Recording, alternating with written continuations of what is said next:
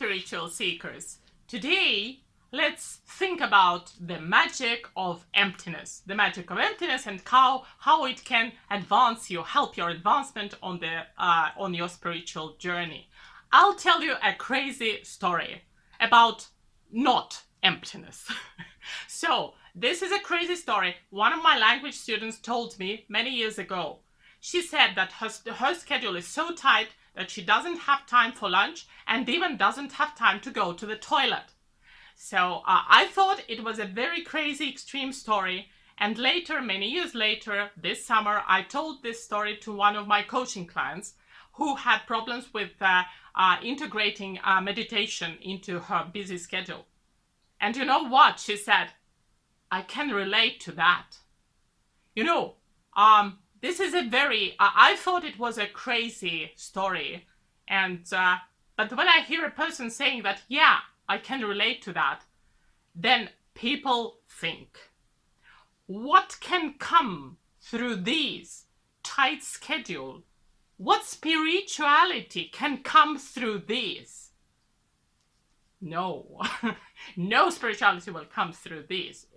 Yeah. So let's look at our lives, at our diaries, at our calendars. How much are they cluttered?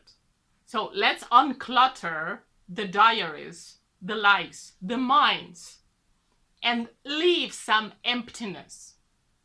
Leave some emptiness. Do you know the analogy of a teacup? This is a teacup. It's empty. You can pour tea into that. But if the teacup is full, you can't pour anything into that. So let's seek emptiness, because only in emptiness can universe send us messages.